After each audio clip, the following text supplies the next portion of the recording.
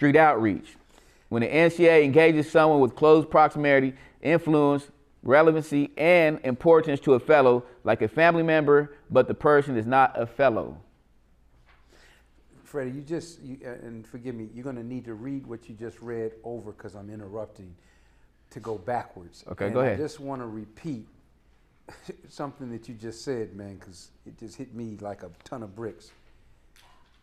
And it also communicates, just because of how you said it, that it's something we're seeing on the field a lot, and that is NCAs that don't have assigned fellows at life skills classes not showing up. I just want to be clear. I want you to hear it, embrace it, swallow it, take it. If there's a life skills class happening that you don't have fellows attending, attend. All to Freddie's, just me echoing him. Attend, because that's what you should do, but understand the benefits that you get with regard to these other fellows that are in the room when you do. And I'll say something that wasn't said and then I'll stop. Your safety and security can be often dependent on that. Mm-hmm. You getting to know all of the fellows.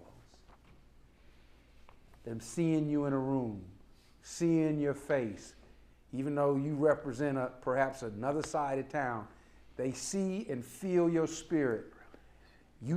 You should be deliberate and intentional about approaching all fellows in those spaces with the time to introduce yourself, embrace them, let them know you love and care about them. And more importantly, you can say that by saying, I'm glad I'm here, I'm glad you're here. I think it's just critically important that you do the work of making sure they know you're on their team. I had to, just to give you an example, as neighborhood safety director, I had, in 8.5 years, I had 8 police captain, command level officers assigned to me. Now, those assignments varied in terms of what they were to do on my behalf. 8 police officers, all different personalities. That's one new officer being assigned to me every year because of their rotation schedule. All commander level officers. Now I'm talking about this in the context of this fellow thing. And each of them came with a different attitude and perspective about this work.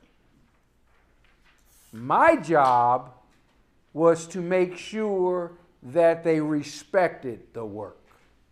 Why?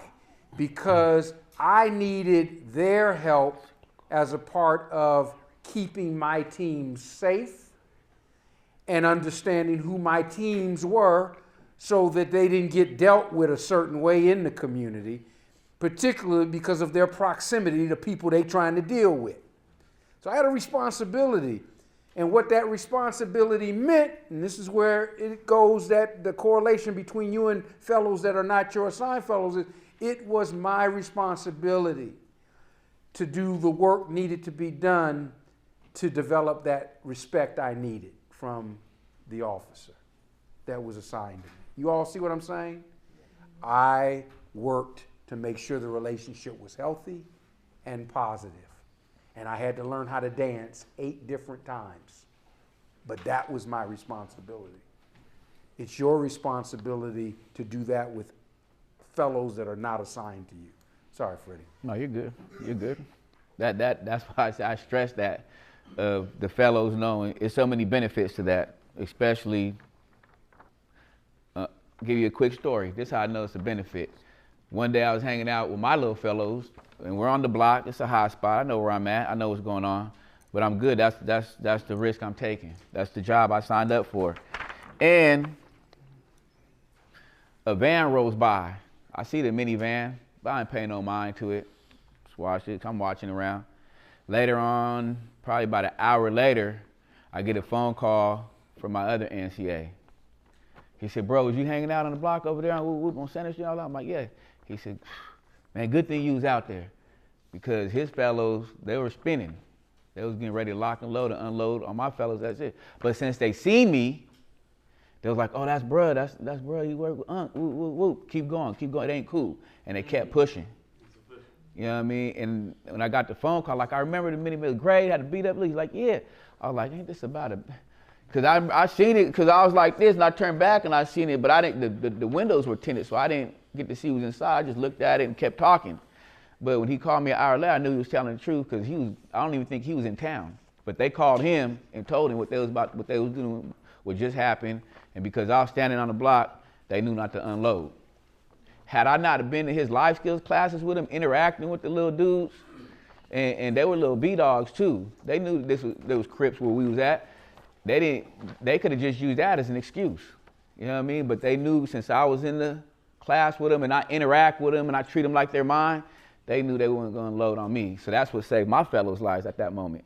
Freddie, right? Could you right there, and I know you still got to read, but I think you just made me realize there's something I might have left off of this that needs to be talked about, and here's perfect segue for it. The importance of the AP gear being worn. Oh yeah, I have my AP gear on. That's how they knew it was me. I've never had an issue with my supervisor, anybody telling me where I wear the shit out of my AP gear. Like, I don't care, I go to the park, I got my AP. It's Saturday, so I got my AP gear on. Every picture you see me in, I have my AP gear on. Facts. So, that day I had my AP gear on, black and yellow like a motherfucker. I don't know that shit. There's a story behind these colors. I think you guys know already. The Steeler fan type shit, you know what I mean? Bullshit, right? Yeah. Right. Yeah. Hey, I swear my cousin's a Pittsburgh Steeler fan. He met my cousin at my mom's funeral. Mm-hmm. He got Pittsburgh Steelers on tatted on the side of his bald head. Wow. Every time I post a picture, like, yeah, I see you slowly coming over. Yeah, whatever. You know what I mean? This my colors, but yeah. AP gear, man, this is your job. You're not going to go to work at Walmart wearing your regular clothes, right? So why aren't you going to wear your clothes, your employment gear now? I think every city gives you a couple shirts when you first start. If not, you can make your own. If anybody who's been to an AP forum, you see it turns into a fashion show with that AP gear. Every year somebody tries to one it up. So go make your own AP gear. There is nothing like getting a phenomenal print news article about the fabulous AP work being done in the city, and the picture they take of the NCA doesn't have AP nothing on. Right. I'm just like, wow. Right. Yeah, that's crazy. Yeah, so if I didn't have that AP gear on, I'm gonna just put it that. If I didn't have that AP gear on that day, I could have probably possibly been shot. You know what I mean? Because they identified the AP gear. And if I didn't go to life skills classes, which that wasn't even my side of town, but I went anyways. Come on. I wouldn't even knew those fellas. They wouldn't have known me. I think that's good that y'all do that. We actually also do that, and we in the process of actually. One voice. We in the process of actually, like some dudes got fellows that we ain't got no fellows. Like I got dudes who took our jobs, potential fellows, but they wouldn't let me put none of them in the database until I came here. So, Right. But what we in the process of doing now is like, say this dude got 10 fellows, and this dude got 9 fellows, this dude got 14 fellows. So now what we do is we all meet all the fellows, but this dude give me 3, and he'd take 2 of his. So it used to be his fellow. Yeah. Right. Yeah. Even it out. That's good. Can I just add something on the importance of knowing general fellows or your non-primary fellows? It's very important because when when you call upon a shooting or a homicide, instead of you going to ask questions, the fellows that recognize you as an NTA will come up to you and tell you, instead of you come investigate like an undercover police, and they be like, what the fuck? They be like, hey, big bro, or uncle, or blase, man, that was our people, man. See, that right there is very important. That's just like how when I'm going on out of town excursion, I would like to have my NCA, as my colleagues, get to know my fellows, because when I'm out of town, out of state, they'll rely on them, they'll call them, they'll trust them. So right now, it is very important to have your colleagues know your NCA, know your fellows too, for the same time that you guys can share meaning the history behind them and everything, because I think they're gonna rely on the other entity that's in town. They're gonna trust them instead of them saying, that's just like prime example, right? Reese Fellows just received a LifeMax scavenger check. Nobody's here in the office. Reese called him up, and the fellow was like, man, who's here? And he was like, well, I can leave it to Blase. Well, his fellow said, nah, leave it to this entity. Why is that? Because the other entity don't have enough relationship or trust bond with that fellow for him to say no. Right. So that right there is very important, y'all, is the trust level and interacting with each other too, though. Yeah. Yeah. There's so many components of why and the benefits of why Yes. you're supposed to interact with each other's fellows. And for instance, what if something happens to this NCA? So now his fellows just don't receive services no more because they don't trust nobody and they're out there on the island by themselves? Nah, they already know who to go to next in line. We had another situation in Stockton. That's why I say it's important about bringing your fellows into the office so they can meet everybody and we can be familiar. I call them phantom fellows. Phantom. Fellows that are on our roster, but nobody's ever seen them except that NCA. So just recently, July 5th, we had a fellow that was on our roster. I think he was on the roster for like maybe 10 months, but he only dealt with his NCA, never been to no life skill class, never came around, never came to the office. The NCA would say, I got real shooters. They don't want to come here. They're too hardcore. You know, well, you gotta be creative. We can meet a Sizzler or something. We can do something else, right? Anyway, long story short, this fellow, he got out of fellowship, he ended up getting killed on July 5th. And it's like a detachment somewhat, because I don't know this guy. It's just a name. I remember his name being on the roster, but it's like, it was a real emergency, and yeah, we have empathy and we want to help, but it's like nobody's ever seen this guy. And you want everything, the whole office to stop and everybody full-fledged, and we've never seen this person. That's why it's important, so we can have a connection. Me being from the West Coast, when 9/11 happened, it really didn't affect me. I didn't really care, like, damn, that's fucked up, and life went on. Until I got there in 2020, and I looked at these big-ass holes and said, damn, this shit's real. And that's about connection and really having empathy and bringing reality. So it's always best practice to bring the fellows through it and let them meet everybody. And how you gonna give services to a phantom fellow, right? I tell Reese all the time, man, if he ain't came to life skills class or if he ain't signed in, don't give him nothing. The NCA don't get how, like you're doing service to a fellow that nobody's seen, ain't came to life skills class, ain't signed in. This could be your nephew. And that's another thing. I don't want to get off topic, but that's another thing too. We'll talk about that later, but you can't service your son. You know what I mean? Your son can't be your fellow or your nephew. Not saying he can't be in the fellowship. You're just gonna have to slide him over to another NCA. You're already his father. That's like double dip, like I'm your father and your NCA. It don't work like that. And let me say, I think, and I don't want to say much because I know Freddie and Mo gonna dive into these things, but not only must you allow your family member who's a fellow to be assigned to another fellow, you gotta stay out of the way. Right. Meaning, let him handle him. Don't jump in it. You know what I mean? Even if you don't like it. You know what I mean? Don't. Because guess who's gonna get removed in that scenario? Not the fellow, you. Straight up. These topics we're talking about, I know we probably got the same concerns. That's what these conferences is for, to talk about these types of stuff and basically the horse's mouth. These conversations y'all can go back and have amongst your teams with leaderships about, well, this is what we need to do, or this is what we should be doing, and these are the reasons why, because Jerome says so. I point the finger at him all the time. What Jerome said, yes or no? Yes, sir. Correct. Yes, but I mean, have those conversations. Because if you ask this, then that's why it's good to ask these questions. But if you don't just ask the questions, go back and implement it. All right, moving on. General conflict mediation. For the fellow, like the cross fellows, Right. what's the best time? How to introduce that? I know you're saying like when you scout with fellows, it's like throwing names out there, but the fellows is already there to see, you know, how this works and so on and so forth. But if that ain't happened already, he's already fellows. And one of them, that'd be easy. But the other one, he's suspicious as hell already. How to fold him in.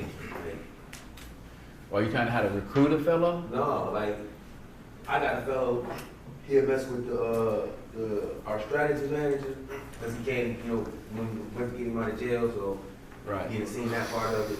And he'll mess with the DM, but because his ops or niggas he don't like or whatever the case is was in the fellowship before, he associated them with the other NCAs. That's what we're talking about, the importance of. Well, so how to do it now? Like, what, That's what I'm best saying. practices The best practices and lessons learned, here you go, Rashid, is when you have a life skills class, he's there, right? And if he's there, he's gonna become familiar with it. You introduce him just like that, because he's in a space right then and there where he knows is cool. at other NCAs at the life. Yes, they should be there anyways. All the NCAs are on deck at life skills classes. There's some cities that got 8 different life skills classes. Some cities got 4, some cities got 3, 2. If you got 1 life skills class, that means you're only servicing one side of town. You're clearly not all the way doing the work. You got to at least have 2+ life skills classes to know you're doing the work, because there's no way enemies should be in the same life skills class. So there should be a split. NCAs are on deck at all life skills classes. There's 8 life skills classes in Richmond. NCAs go to all of them. And when you're there, they're gonna see you around. And then like when we're talking and you spit some game and some knowledge, they'll be receptive to it. And then you introduce them like, you know, this is what's his name. And you know, just like he works with us. If you ever see him as good. It might not be right then and there, he's gonna accept that. But over time, he will. It's like a baby.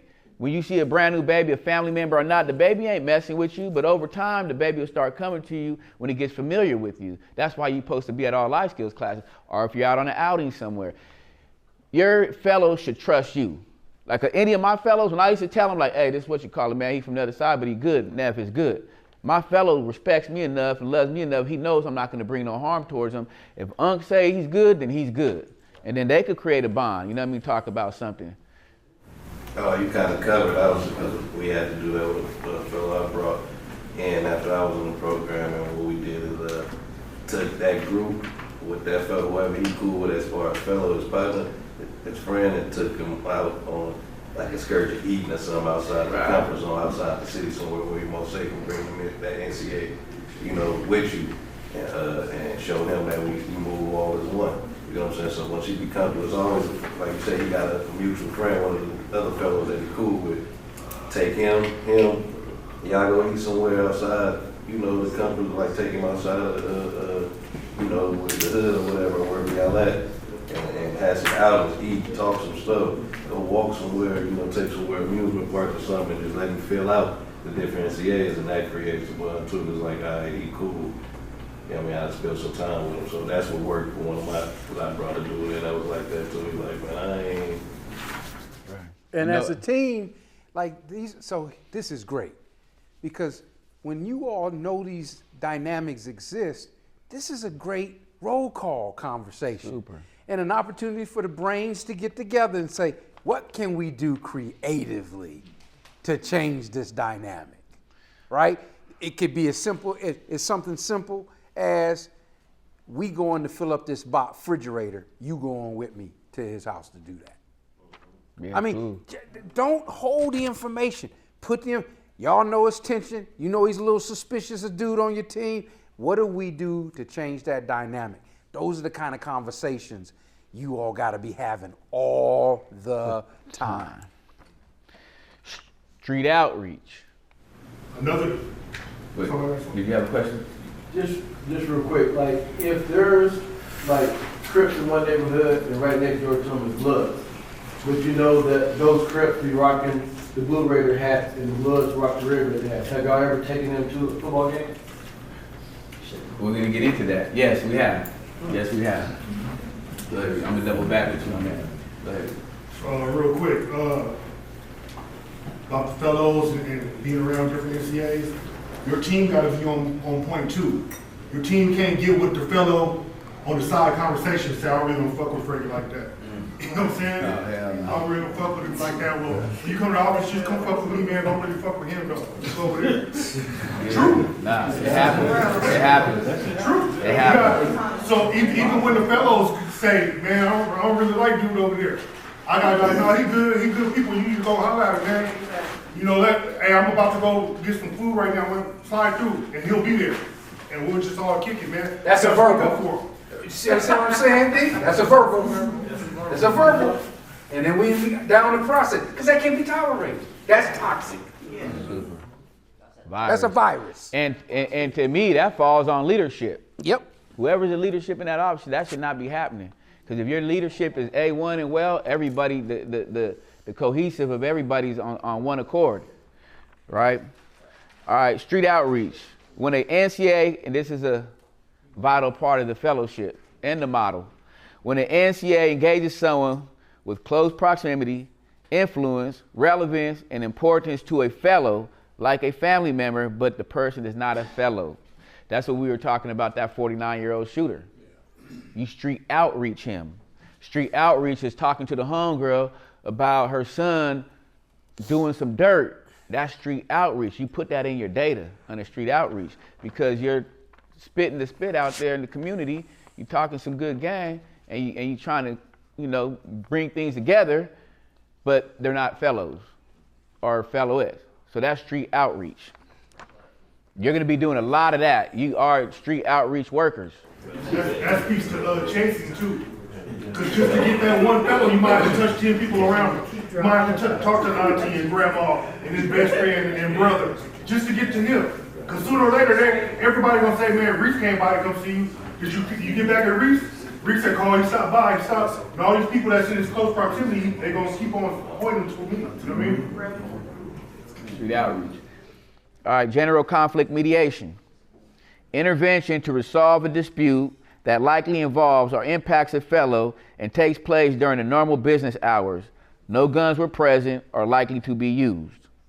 Remember I spoke on that earlier. We're all professional conflict mediators. We're mediating conflict. It speaks for itself, right? Problem solvers. Have a resolution. Have a solution. Wedge retaliation. After hours conflict mediation, a general conflict that occurs after normal business hours, such as 2 a.m. in the nightclub. Does anybody know of any hours that are not feasible, like are not normal? Anybody? 25/8. Yeah, 25/8. Right. That could be just after hours. Is just midnight, really. There's really no such thing as after hours, right? All right, social media conflict mediation. This is a big one. When you act, comment on, advise, intervene as a result of something posted on a fellow social media page that likely antagonizes and births a violent response. Speak on that, anybody? Anybody come across some issues before? Yeah, I came across some. What voice? I came across them 2 weeks ago, and I was one of the. I think I called away. I think I called to ask him just is it okay to put that in that? You know what I'm saying? Because I think we went to the last retreat, and I wasn't aware that we can be on social media and get information like that, or try to was able to put that into data after you get off of social media. That's what I was pretty much seeing. But now that I know that, I have been pretty much doing that for the last couple of weeks. Yep. I'm friends with a lot of people here on Facebook and their fellows. And sometimes I see their fellows making comments or posting pictures, and then I see the NCA jump on there making comments. Like, hey, nephew, come on now. You know what I mean? Because remember, we're in the business of helping them make better decisions. We're not trying to tell them what to do or run their life, because at the end of the day, it's their choice, right? When he's on the internet, that's one of my big things, like, nephew, I ain't telling you to put the thing on, but I'm telling you to make better decisions. Stop being on Facebook with it. Stop posting on social media. You got a big old gun, and what you gonna do if this and that, and then you wondering why your probation officer's kicking in your door and you calling everybody a snitch. But you really just snitched on yourself. Come on. right? I go to Ma- the inbox. right, I yes. don't bust them out on their page. Oh, no, never bust them. I got their phone number. I'm hollering at them. I see them all the time. And then next, you know, I look up and the post is getting took down, right? And then eventually he'll listen and he'll put it down. But like Devon was saying earlier, nobody want to hear, they not trying to hear no positivity, especially when his brother just got shot in the face and you're sitting there trying to tell him, come on, man, y'all just kick back, don't go retaliate. He's gonna be like, get the fuck out of my face before you get it. You know what I mean? He's hot. I done had a situation where NCA said they did that, and then they didn't got into it with him, cause you doing it in front of our audience. Exactly. Yeah. And then Slide you, it to him just between you and him, he'd be here, and you receive it a totally different way. and then you and you have to be professional in that moment with it, right? I got called out like that at the hospital, in the hospital room, an emergency room, in front of everybody. Because I know his brother got shot in the face. That's why I say that I use that scenario. And I'm like, come on, man, because my whole thing, well, I wasn't trying to tell him what to do, but you're yelling right underneath the cameras. Yeah, nigga, we about to do this, we about to, and for all that. So I just had to go over there and be like, hey, man, calm that down, you know, just, you ain't gonna do none of that. Just, you know, talk to him a certain way. But I know what's right there because I'm just trying to cover him. And he turned, well, you did that shit, I remember you. And started going on, he called me on my shit. And I said, you know what, nephew, you're right. I said, but if you need me, I'm gonna be over here. If you wanna pray, if you wanna go ride or something, call me, I'm gonna be over here, I got you. But I didn't leave, I just wanted to make sure I was standing right there with him, right? And I get it, he was in front of his partners and, you know, cause everybody's looking at him, what you gonna do? What's next? So he gotta put on a show. And that night, it was about 12:30, 1 o'clock in the morning, my phone ring, and he wakes me up out of my sleep, man, I'm about to go kill these niggas right now. And I'm like, well, where you at? I'm over here. So in my head, I'm thinking, well, damn, if you was really gonna do that shit, you wouldn't have called me. You called me because you wanted me to come get you. So you was really putting on a show earlier today in the emergency room because you're really not like that, but I understand the pressure, I get it. That's why I was able to just move him along to the side, and when he came at 1 o'clock, I went and got him, and we rode to like 4 o'clock in the morning. He was just venting and crying, and I was just being there letting him do it. I did the 80-20 rule with him, and all you know what that is. 80% of the time I listen, 20% of the time I talk. You know what I mean? You got to let them get it out of their system because what we tend to do sometimes, we talk and then the story becomes about us. We get to telling our war stories and shit. Yeah, and then remember back in the day, and he's looking at you like, well, fuck, I thought I was trying to tell you, you using me. You know what I mean? And then you lose them like that, right? So social media, we just tell them to make better decisions with it. Get off of social media with it. Don't do that, whatnot. But of course, on the side. I know Reese had a fellow, and he like my son. He looked like me, everything. So he's on damn riding in the Tesla, and they on for social media with guns and stuff. Well, the driver is on parole. So the parole officer watching the video the whole time. They saying where they're going. They're, we about to pull up over here. They got the thing on them and everything. And as soon as they pull up, the parole officer, they're waiting for him. Everybody went to jail. You know what I'm saying? It was like, well, what you do? We didn't do nothing. We was just on social Crash media. dummies. Exactly. You know what I mean? Exactly. So social media, and this is where you find a lot of your, this is where you're gonna find a lot of your information that is on social media. But you gotta know how to handle it. Cyclical and retaliatory gun violence interruption. Who else has a problem with saying that word? Raise your hand. Cyclical and retaliatory. Yeah. Hey, it's crazy because when nobody's around, I get it. It's in front of everybody. Yeah. CRGVI. And when you interrupt a conflict where guns are present and or very likely to be used. Also, where the conflicting parties are or have been engaged in retaliatory gun violence in your city. Never, this is best practices and lessons learned. When two people are pulling out a gun on each other, never jump in the middle. The biggest mistake I ever made, right? Don't do that because, of course, safety first, right? And can I say something about the safety Yes. first? Look, I'll say this. Another reason you've been hired is because you trust, and therefore we have to trust your spidey senses. I don't ever want there to be a ego, I got to do this because yeah, we run to the issues, but you should never put yourself in a space at a time when things could get really bad. In your spidey senses, that's the way I want to phrase this. Not that things are really bad, but your spidey senses are telling you, I need to detach from this. Mm-hmm. See, you may have situations that are just as bad, but your spidey senses aren't going up. I want you to always trust your spidey senses, and your chain of command should trust your spidey senses. Now, obviously, when things get bad, and every time things get bad, you running, my spidey senses just told me I need to stand down.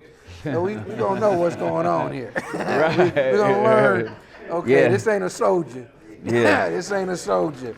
Yeah, But when they not a good idea. when they do, you are responsible, for saying, hey, I got to stand this one down, because my sense is something in me is saying this is not good.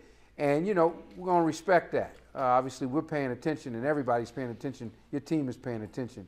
But I want you to know that's really important. And I say it because when I have done things that contradicted my intuition, my spidey senses, things rarely turned out well. Even interrupting imminent gun violence. Somebody's gonna get shot right then and there if you didn't get in the middle of it, or you didn't say what you had to say to break it up. I know you did that with Chris, on the west side. Just recently, and it don't even have to be the fellows. It's sometimes we in the community and it don't have nothing to do with advanced peace. If you see some shit jumping off, man, and you can get in the middle of it and be safe about it, you know what I mean? You gotta do what you gotta do. Not too long ago, I was in Sacramento, I live in Sacramento, and I got a phone call from my daughter, and it was about to go down in some apartments right in South Sac, right in the heart of all this shit going on. I didn't want to go by myself. I called my boy Freddie, and we pushed over there. Man, it was to the point that somebody was gonna get shot. Had we not been there, somebody was gonna get shot. It was gonna be my daughter's baby dad. And he came out, pump faked it with the gun. My bro said the bullet fell out. He didn't know. You know what I mean? He was just acting, trying to impress my daughter. My daughter's pumping it up. The dude was, I talked dude down. I'm like, the body language, bro. Let's just listen. Freddie was standing right there, like, man, just go that way. You already marked him out, man. You proved your point. You that guy. You know what I'm saying? But had I not been there, because my granddaughter was coming down the street, and he's so upset at this dude, he seen my granddaughter, he said, I should slap this little girl right here for this shit. I was like, don't do that. You know what I'm saying? Don't do that. But we was able to stop it. We had to go back a second time, because dude came back and shit. Then came back, yeah. But stuff like that, even though I was out of my city, that still goes to my data. That's bringing to that number of stuff that we're stopping. Rumor on the street is that after that, rumor on the street is Freddie said, I'm tired of this shit. my roller skates is damn near worn out. Tired of this shit, man. Yeah, I heard guns was pulled and everything. Yeah, man. they're jacking them off. Yeah, and that was the dad, the baby daddy jacking it off, and his babies are right there, which are Reed's granddaughters. They 4 or 5 years old. They stand there, and he don't care. He all like this, and the little dudes, which are from my little section, they behind. They already trying to snipe, and they're like, man, come on. And the babies are right in the middle, like, and he's not like thinking like, if I get in the shootout, my daughters are right here. And his mom was right there. It was, and yeah, his mom came out. Like, she's an old lady. She came out, and he's still rah, rah, rah, rah. But we ended up talking them down, and everybody went their separate ways. Yeah, but on the way home, I was like, man, I'm tired of this shit. Like, I ain't doing shit no more, man. Like shit. I'm just like, I'm tired. And I'm gonna speak. And Wade just went through that shit, where the dude, he did the same thing I did, jumping in front of guns, because we automatically, it's just in us, like, we're natural. Hey. You know what I mean? But when guns get drawn, and I done been on both sides of the barrel, it's not cool. And I think the guy died in Wade's hand. He died, huh? Yeah, the dude got shot while he right there grabbing him, and it could have easily been him. not even a feet off, a foot off or something. It could have been him. But, you know, and I had talked to him because I was in a situation like that before. I was like, man, didn't I tell you we can't, like, I already went through that. And he was like, bro, it was just, you know, natural instincts. But we were just glad it didn't hit him, or else he wouldn't be with us today. And that's why I say, like, it's not, I get it. Naturally, we're going to try to stop some stuff. But those spidey senses got to kick in. And they should be, your antennas should be on alert status all day, every day because of the work you do. So. That's something, like, I mean, I still struggle with it. You got to work with it. Like, me, one of the in Orlando. Oh, yeah, we was in Orlando. Like, we all together, we were the AP Orlando, us, Detroit, some Fresno, with me, by myself, really. And they fight and fight. So it's just like me. Say me, Freddie, and Reese somewhere, and a whole bunch of other people fighting. Shit, I'm not from Orlando, I'm letting them fight. But then when Orlando dudes got in it, then I'm like, oh shit, it's time now. I jumped my ass in it.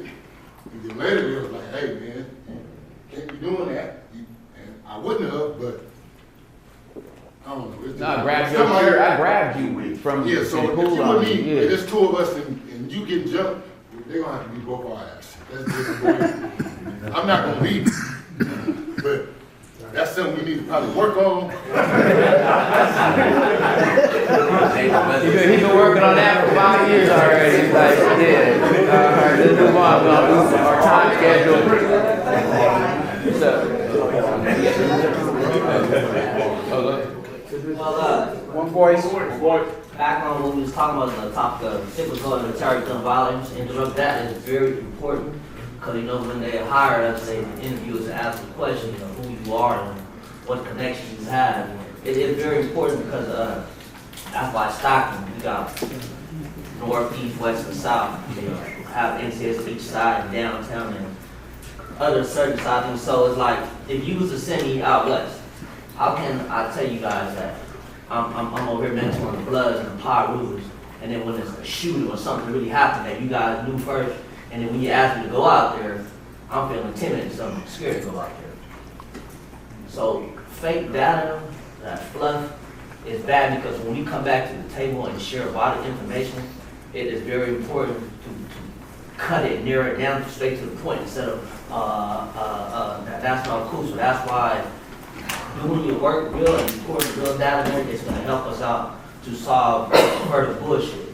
So by having a real NCAs that's really doing what you're doing, just to change, just to make everything is better and share information, we're gonna shorten everything instead of like, oh man, we gotta go ask. No, Sab, ain't you mentor on the west side? Right. Oh yeah, man, bro, before y'all can ask me, I'm coming to the table and telling y'all what happened. Right. So yeah, that's just making it better for the team and better for the work. That's just all. Yes, sir. Yeah. So shooting response. When you go to the scene of a shooting and you work to understand what happened and prevent any potential retaliation. Again, that's our job, right? Going to a scene, figuring out what happened, coming back with the information and jumping ahead of the retaliation so no more bodies drop from the one that just dropped. It's hard, but it's possible. That's what we do. You're gonna get a lot of your information at the scene. When you go to the scene, a lot of people are there talking, figuring out what happened. You're gonna hear some things. You could just put that, you know, on your list, because I promise you, this is what happens all the time, 99% of the time. By next week comes around, it's a whole different, the real truth comes out, right? So we're always jumping to the fact, oh, that was what you call a shot. They said because he snitched on his sister or whatever. But next week we find out, oh, because he knocked his baby mama, that's why he really shot and killed him. Mm-hmm. But we already ran with the narrative of, oh, because he thought he snitched. So you can't always jump to conclusions on the first rip unless you know 100% factual, because you don't want to get in front of something that's not actually fact. We call that rumor control too. You got to make sure you control those rumors, because if not, they can spread like a wildfire. Now you created a whole different entity of some beef, right? So getting to a scene, figuring out what happened, contacting your team. It don't matter who gets to the scene. It don't matter what side of town, what NCA. We were told everybody goes to the scene. On my team, Sacramento, everybody get up and go to the scene and figure it out. Once we figure some things out, then people could get to where they need to get to. But never ignore a shooting scene because you don't know who it could be, right? I've been in so many scenes, getting up to that yellow tape, getting cussed out, threatened to get locked up, all that, because I'm too much and far to yellow tape, that the officer just finally he knew who I was. So every time I show up now, he's like, hey, man, this is what really happened. Because I want to know, hey, is my community in danger? Is the shooter still at large? I need to know, is that black, Mexican, or white on the ground over there? Like, what happened? Because all of that's going to play, is that my fellow on the floor? You know what I mean? Or is that one of our fellows on the floor? I need to find out if I'm first at the scene. At the first, he only could tell me so much, right? And then I'm kind of skeptical. I don't want to get too close to him because my community's watching me. Like, damn, Freddie, you are talking to the police, right? But it came to the point where I did it so much that the community, my people, hey, could you talk to them? I know they're going to talk to you. You know, I got it. And they know I'm not like that. They trust my community, trust me. They know I'm not on that type of time. So I was able to damn near create some type of little relationship with this officer. And he knew every time he see me, he already knew what he's going to give me. Because he was one of them officers that was like, man, I want to go home at night. Man, I think what you guys do. You know, there's some officers that do like what we do and that's fucks with us. Like, hey, man, we thank y'all, man. And there's some that just don't. You know what I mean? So you got to figure that out in your community. But it is a gray area. It's kind of eggshelling it, you know what I mean? But you got to figure that out. Anybody got some more of these at their table? Right. Social service navigation. When the NCA supports their fellow with any social services, what's that look like, Reese? Help them navigate through the system. It's always the best practice to get familiar with your city's shit, what they got going on, how to get a birth certificate, how to get their license, how to do whatever. I know in the state of California, we have 52 counties. And I know that each county has it's called the Family Hub Legal Law Clinic, that they have lawyers that volunteer their time to get paperwork done for child support, custody, and whatnot. So when I have a fellow, I'm able to say, hey, you go over here, it's for free. You know what I mean? But you gotta get familiar. Also, you need to start to build relationships with some of these places. Like I was going to DMV so much, getting licenses and IDs, that the guy seen me and he just gave me a whole stack of applications here. So they're already be done for when I get there. And when he sees me, he just move me to the front of the line. Because he knows I'm in there servicing some people. So get familiar with the birth certificates, divorce stuff, social security cards, and start to build relationships with these people. Right. Social service navigation, that's a part of our 7 touch points. And here's the other thing. It's something we talked about earlier today. You all should vet social service opportunities before you send somebody there.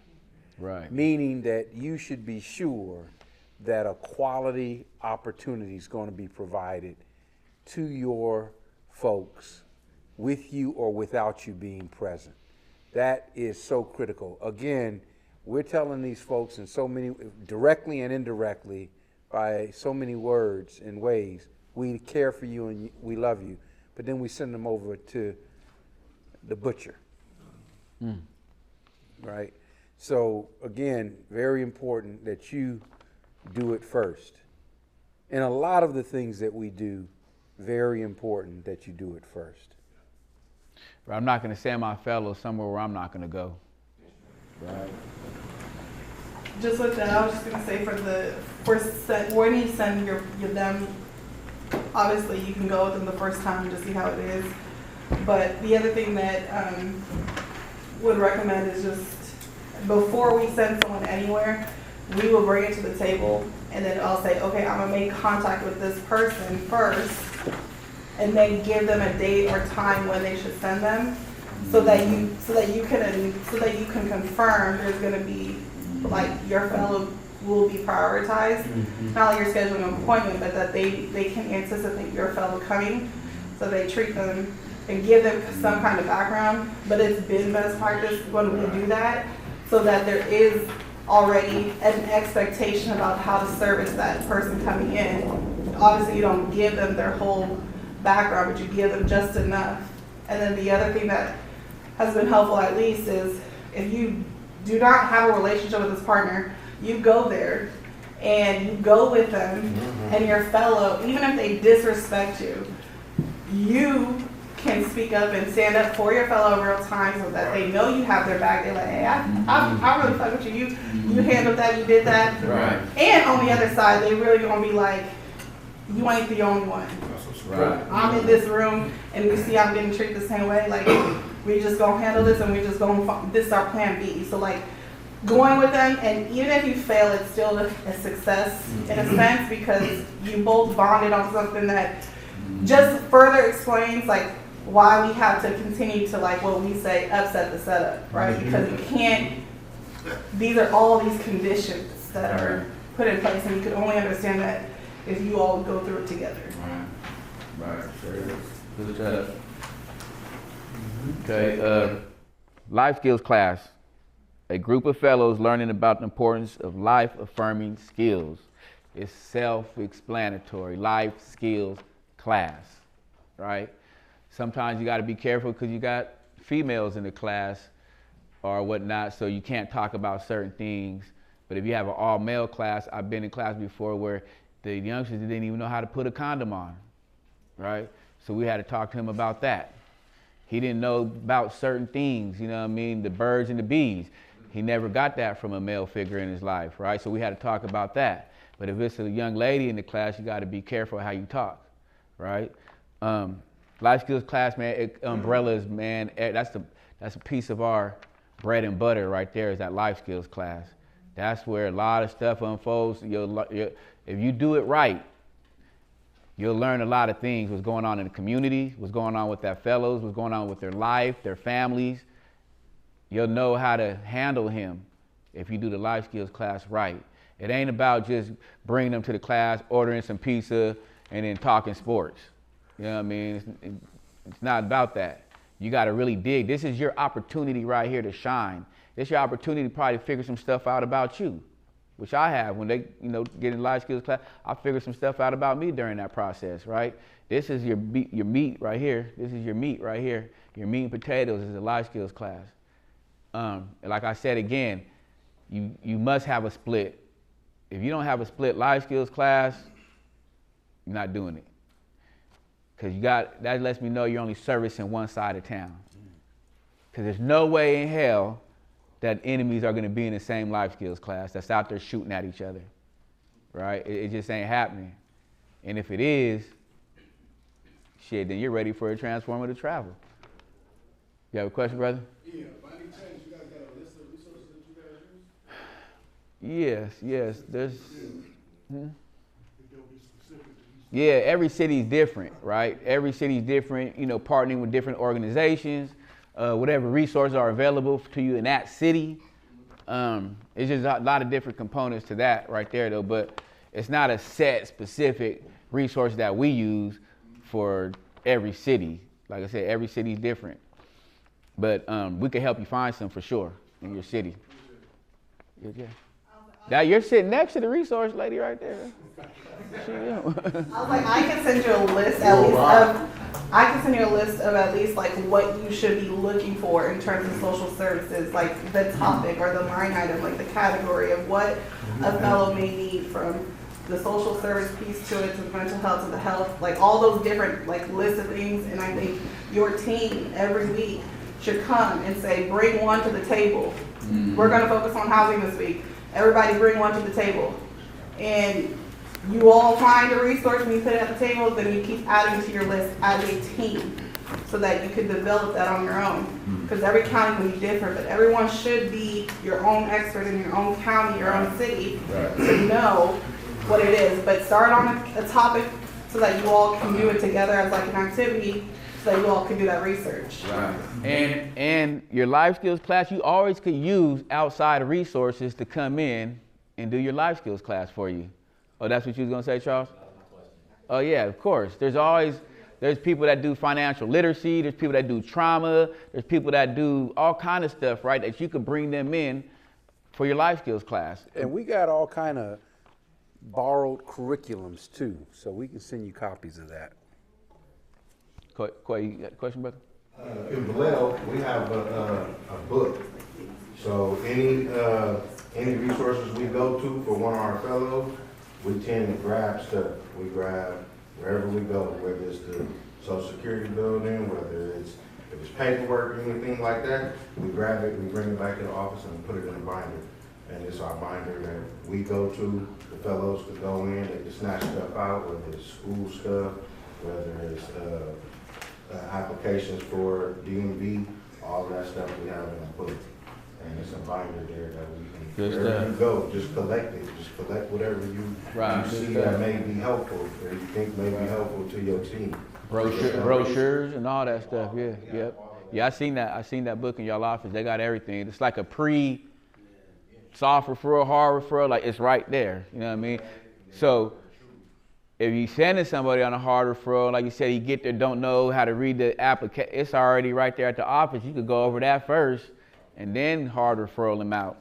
The other thing I would encourage you all to do, and it may have been said or at least alluded to, you all are part of the public health system of care and the work you facilitate. Most counties have public health departments. I think it's important to have leadership at the local level be connected with the public health leadership so that you guys can learn from the public health department most counties know where everything is, public health departments. Whether it works or not, that's for us to find out. But those relationships with public health departments at the county or city level, if you have one of those, critical with the work that you do. And our top strategy manager should be a part of making sure that those kinds of connections, site visits, et cetera, are had with you guys. Take that back to the house with you. Life coaching. Culturally responsive and competent support for a fellow to help them identify their strengths, weaknesses, and trauma, and help them overcome obstacles holding them back. Life coaching. And life coaching, you'll hear this later, but it's mostly and typically more of a career orientation, professional orientation. It's life skills type of things versus mentoring is much more relational. Life coaching, task oriented, mentoring, much more relational, emotional oriented. And if you look at the picture next to life coaching, it says it all right there. Look at the picture. He's helping him, pulling him up, right? You're coaching him, life coach. CBT, cognitive behavioral therapy, helping your fellow to identify and change the destructive or disturbing thought patterns and traumas that have a negative influence on their behavior and emotions. CBT, that's a big component in this work as well. Like, everybody needs it. Everybody needs it. Everybody has it. Do you know what you're doing? How many of you know what CBT is? Somebody explain it to us. Well, you sound like in saying that, you're right. But it's funny when, people laughed at Donald Trump when he challenged the sister who said what DEI is. She told him what the initials mean, but he kept saying, define it for me. She never did. So CBT, cognitive behavioral therapy, what does it mean now?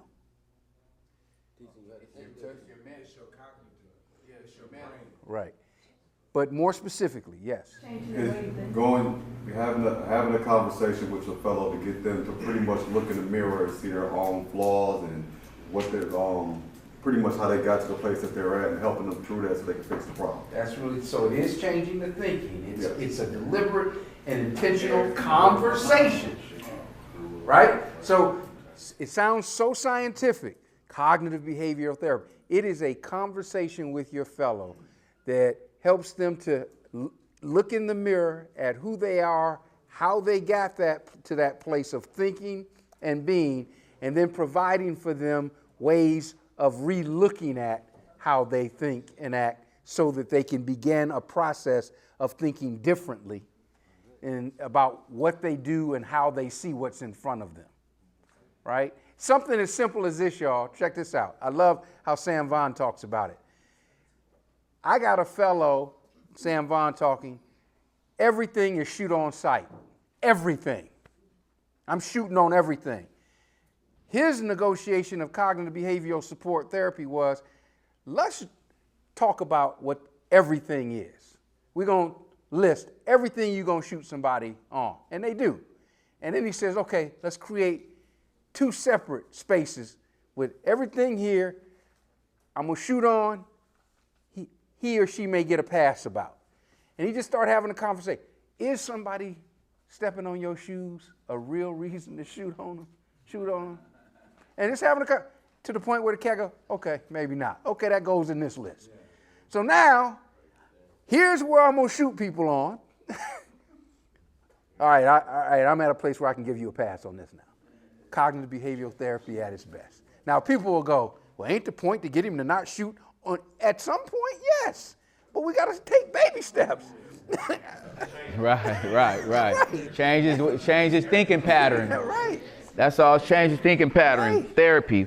All right, let's move on. We're pushing right now. We're pushing. We got a couple more so we could get into this ride along. All right, Elder Circle. An organized, trained, and facilitated group of experienced elders from the community who can provide life stories, inspiration, and potential opportunities for fellows, right? This is another part of your 7 touch points.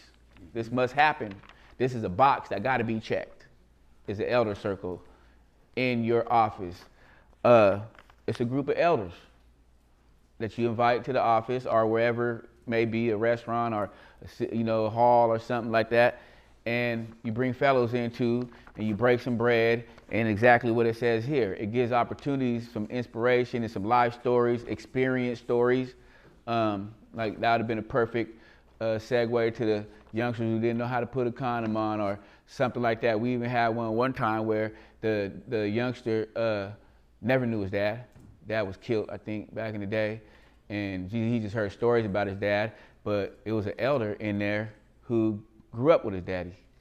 So he wanted to know everything about his dad, and he got it from him. He's like, oh, you know my dad? Well, what was he really like? Oh, you went to school with him? Hey, was he good at bat? He started finding, because all he heard from his mama was negative things. So his mom, oh, your daddy this, your daddy that, he's just like your daddy and all that. So he really thought he was like his daddy. Until he met this guy, was like, no, your dad was a good dude, man. I know him and this and that. And man, your dad was balling in basketball and all that. It's probably where you got your skills from. So you'll never know what this elder circle can create, right? So this is very important that you guys get your elder circles up and running ASAP, right? And let me just put you on the spot. Can you talk about briefly your and your peers' experiences with the elder circle, from like the first impression to where it took you? So it was amazing, the experience. First impression was like how these dudes gonna relate to me and what I got going on today. And when you had that elder circle having conversations, you deal with a lot of the same stuff. As the elders, they just, elders, like situations at home with the wife, significant other, milestones they had to leap over to get where they had, and the things that they still struggling with, even though they got to success. And them the things that we can think of, man, they more or less don't deal with the things that we deal with now. And they actually jumping through like the same things that we're going through every day. And it gave us a lot of game on how to invest money, how to save money, how to get loans, the benefits of having good credit, like all the stuff that we don't even think about, and they point you in the direction too, like, hey man, we really ready to do this, and I call my folks, because they got resources and relationships too, so the elder circle was great. That it opened your mind, and then shoot, some of the elders even opened their home to us. We came to the house, had them in the hills of Berkeley, looking over the whole goddamn Bay Area, man, and they showed us how they living there and how life could be if you get your shit together. And that was the motivation for all of us that was in the elder circle. So the elder circle was great. But what I want to tell you with your elder circle, you remember we were just in Leo and we was talking about what's the disconnect with the elders and the youngsters. Make sure the elders you get are not arrogant, have patience, humble and ready to listen. 'Cause that's what a lot of the youngsters were saying, like they feel like they can't have conversations with the elders because they ready to judge, like, oh, you know, we always said, well, back in our day, we was this, like, y'all, they don't want to hear that too much. You know what I'm saying? Like, so when you do go for your elder service, kind of fit and make sure they got the right characteristics of walking, because that was my generation. You know what I'm saying? This younger generation, the tolerance is a little lower, a lot lower. So yeah, so make sure it's a positive space, right? Like you said, make sure the elders that you invite to this circle is not going to drill these youngsters, because that's the last thing they don't want to hear. That's why they're not in the house now. They're having a problem with authority, and then for you to talk down on them, they're really not going to want to come back to the elder circle. So you got to make sure it's a positive space. Make sure the elders that you bring are open to listen as well, instead of judge. And we had a great elder circle. Like, you did great on the ones you picked. Yeah, you know, you want to also orient and train your elders, right? You know, if you got you're going to probably, elder circles should probably be looked at just like life skills training. You're probably going to have multiple elder circles because you got rival groups who need their own elder circle. Like Freddie said with life skills, every NCA should show up, all hands on deck for every elder circle, because that's another space where you get access to unassigned fellows, and you want that. The elder circle is another part of creating a new social network. A big part of what we're doing is expanding the fellow social network, healthy social network. So you should interview the elders. I would say one elder for every 3 to 4 fellows in the room, right? So it doesn't have to be unless you want it to be, a huge amount of elders per circle. You just need a real comfortable, engaged elder. And to Sheed's point, training them on helping them to understand the dynamics and the nature of the work, who the fellows are, so that a couple things came up to Sheed's point. Elders, and we had to take them back to the drawing board, so this is lesson learned. Elders have being uptight because they see fellows in the back of the room. And, you know, after the debrief, man, they're being disruptive in the back. Well, actually, the fellow was asking staff every time you used a big word that he didn't understand. So please stop talking over, you know, that very educated, you know, and the cat's back there, what's that mean? What's that mean? And the NCA trying to explain it to him, and the elders up there going, I'm up here, one voice, I'm up here, y'all back there, I'm trying to understand what you're saying, man. So that kind of thing, or this, understand.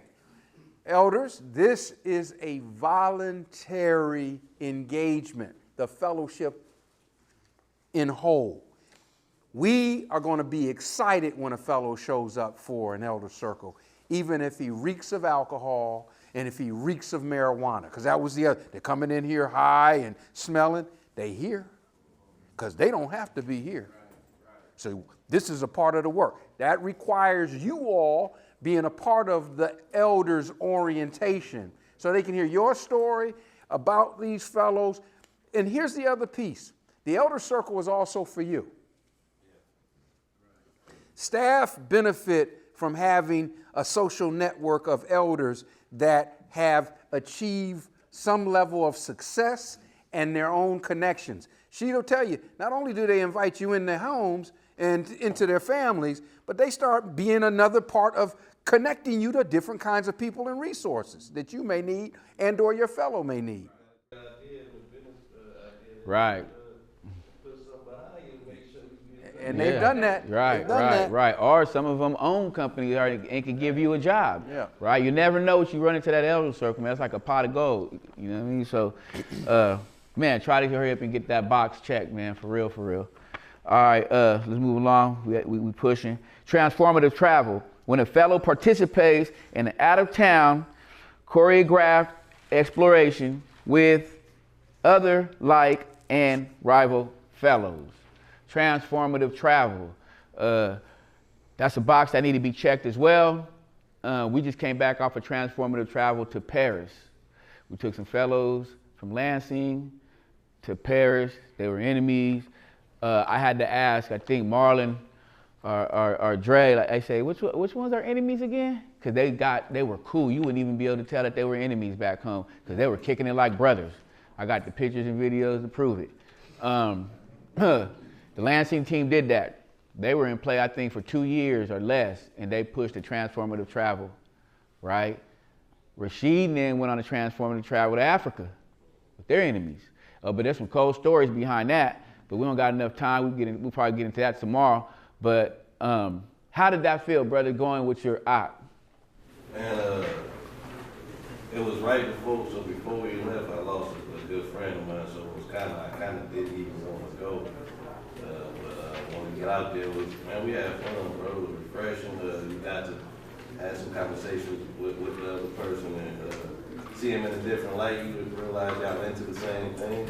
You know, like y'all like the same things, and some of the same things, y'all kind of fear the same things. You get what I'm saying? Like, so it was very refreshing, and it helps you dream again. When you see something sit on a plane for 20-some hours, and you go to a whole other part of the world, and you see something so wonderful, you be like, man, they over here actually functioning on a whole other side of the world, similar to ours when we thinking that it's just straight chaos from what we see. You know what I'm saying? So we was able to, and then the Dubai trip in between, we got a layover in Dubai.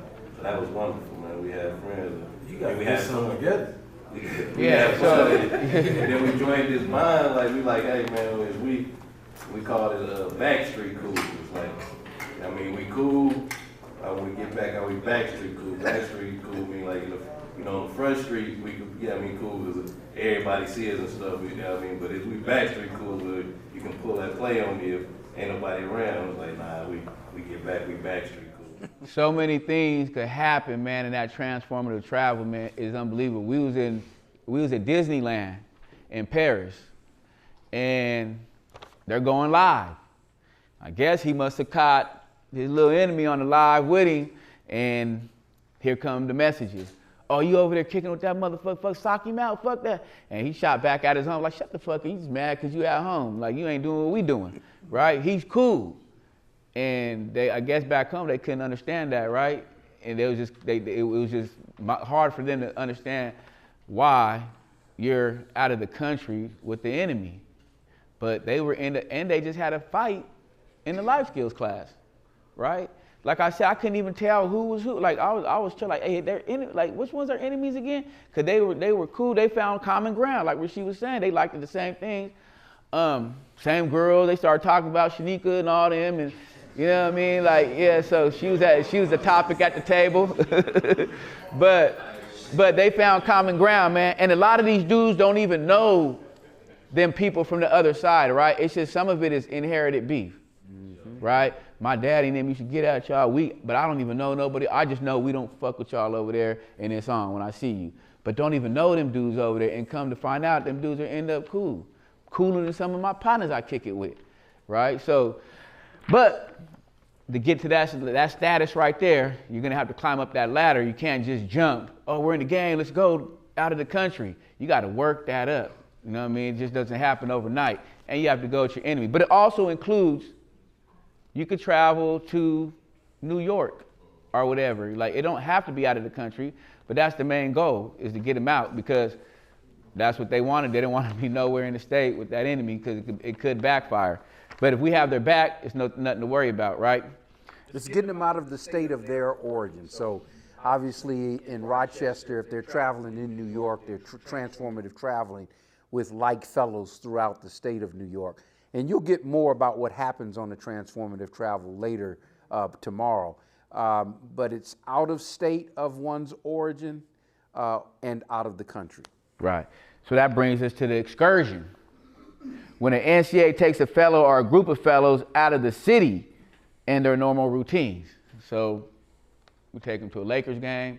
These are my fellows though, right? We go to the Raiders game. We go to, some of these guys the Raiders played an hour down the street from us, and they Raiders fans their whole life, never even been there.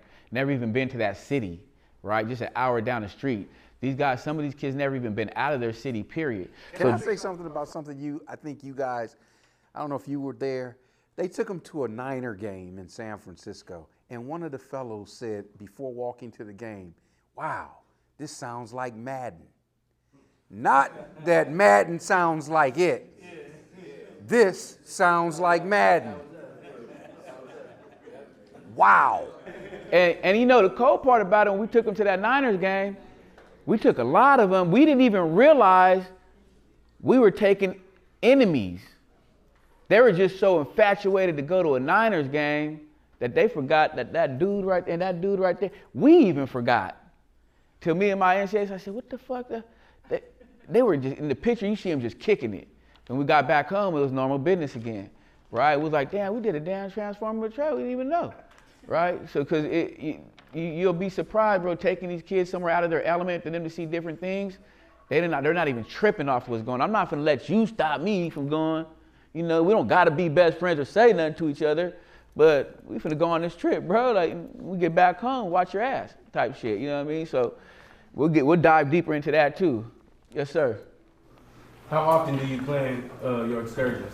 How often you plan excursions? Reese is an excursion expert. Cool. I get the idea. I got the right group of people.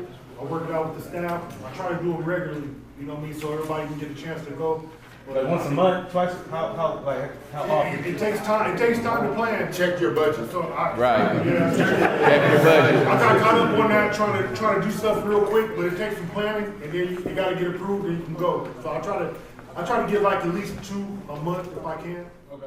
Fort Worth just went on one yesterday, right? Didn't you guys go on an excursion yesterday? Or they took them to the water park, and then they took them to Andretti or some little race carts. They said they went Saturday too. No, they didn't? Oh, Hurricane Heart. Okay, yeah. So hey, it could be anywhere. Just plan it. Check your budget though. Life map. Again, we talked about that earlier. An individual life management action plan. That's what Life Map stands for, which is a set of goals and strategies to reach their goals unique to each fellow, and are the things the NCA will work on every day with their fellows during the Peacemaker Fellowship. Again, when you have your fellow, hello, sir. Excuse me, Mr. Charles. One mic, sir. Pull my lawyer card out on you. So, again, when you have your fellows, who? Oh, okay. Oh, you guys want to act up? Watch tomorrow.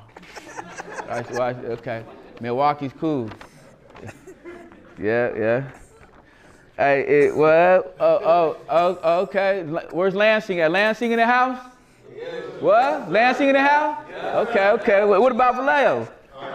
Oh, what? Where Fort Worth at? Oh, what? Okay. What about Pomona? Okay. What? Okay. Where's Antioch at? Where my Stockton people at? Okay. Well, okay. Rochester? Say that then. Okay. Shit. National? We'll get back to you, Milwaukee. You new kids on the block. They're the new kids on the block. Oh, you guys lucky Orlando ain't here. They go crazy. Fresno? All right. Milwaukee? That's what I'm saying. That's why I said we'll get back. Now, all right. Now let's lock it out. Life map actions. This last one. Last but not least. Life map actions. Specific tasks that need to be done to achieve life map goals. What that mean, Reese? It's certain steps that you got to take in order to get the goal. So what are some of the steps? If somebody wants to get a job, the fellow's goal is to get a job. What's some of the steps? Identify where you want to work at. What your resume? Resume is one. What else? Fill out the app. Filling out the app. Passing the interview. What about even going to go get him some clothes so he can go interview? What about coaching him on an interview, doing a mock interview with him? These are all steps taken to achieve that goal. All right, hold it down. We're done here. I know we pushing, but I'm gonna call a few names out in a minute. These are the ones who's gonna stay back. The Fort Worth team is here. This Tomino, he's one of the drivers that's gonna take a few of y'all today. Half will go today, half will go tomorrow. I got your names on this list right here. Just give me a second, I'll get them to you. What's up, Rashid? About the job thing we talk about, I think this is important too. Before getting a kid a job, try to get him some emotional intelligence classes, get his mental ready for the bullshit. We get off them streets and go into a job, it's still bullshit on the job, it's still bullshit ass supervisors, it's still co-workers that, you know what I mean? Like it's stuff that you gotta deal with, so I think you wanna get them. You see on the video, he was like, yeah, he quit the job. You know what I'm saying? Like, sometimes you gotta break down that. The same way you handle stuff on the street, you can't do it at that job. When you only have survival skills, you go into a job, you'll go around and fuck yourself over. So, I think that should be something important. Different fellows, you know your fellows, different ones have different levels. Yeah. Some people ready to work, some people need that extra help. Yeah, for sure. And you know, you prompt something really smart.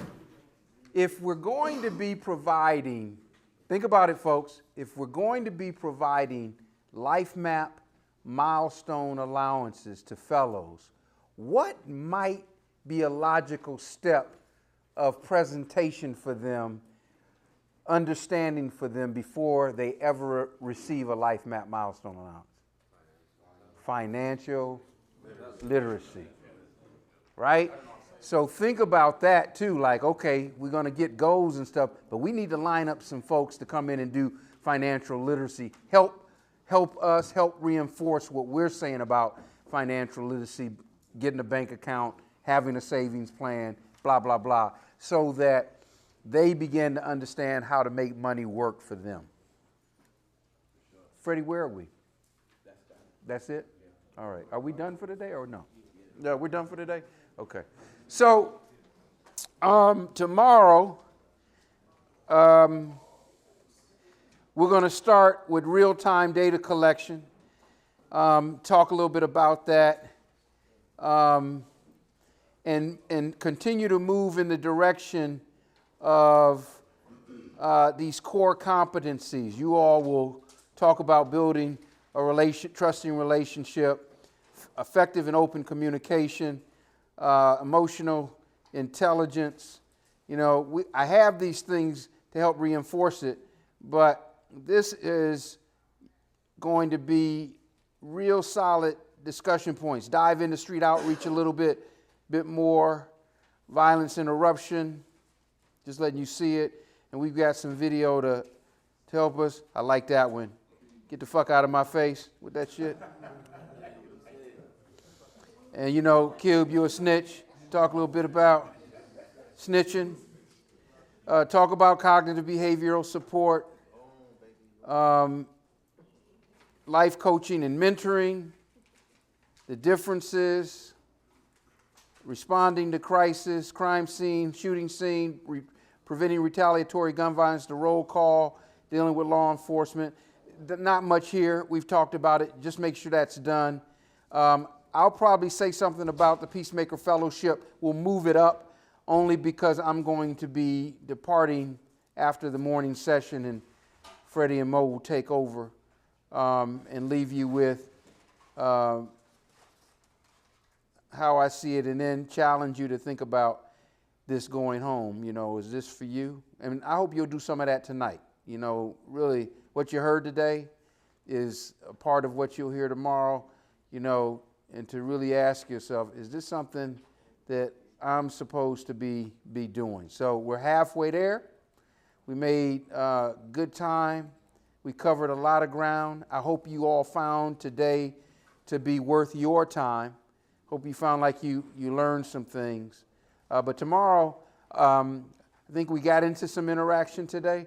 Tomorrow should be much more interactive in you all sharing your experiences in real time, particularly for those of you that have been doing this for a while, particularly within the Advanced Peace system, to help folks better understand that haven't around all of these sort of sub-issues of our core competencies. With that said, what is dinner? I mean, folks are going on a ride along, some folks, right? stay out of jail tonight. Stay out of jail tonight. I didn't say Wade. Other people said Wade. I never said it. Wasn't me. Wasn't me. Hey, let's just remember, hey, I want you to have fun. I want you to, oh, sorry, go ahead, Fred. You know what? Yes. Sign the back of that. Did you guys go, you know what? Keep it, because we're going to go over those together and make sure you guys sign it. All right, these are the names I need to stay back. John, Antioch. Alfredo, Fresno. Spencer, Fresno. Don, Lansing. Sydney, Lansing. Will, Lansing. Ward, Lansing. Ray, Milwaukee. Todd, Milwaukee. Anthony, Pomona. Juan, Pomona. Rodney, Rochester. Jasmine, Stockton. And Quay, Vallejo. Those who are staying back. Yeah. Okay, yeah, you're staying, yeah. Yep, go ahead. Hey, you guys come up here come up here. The names I called, come to the front.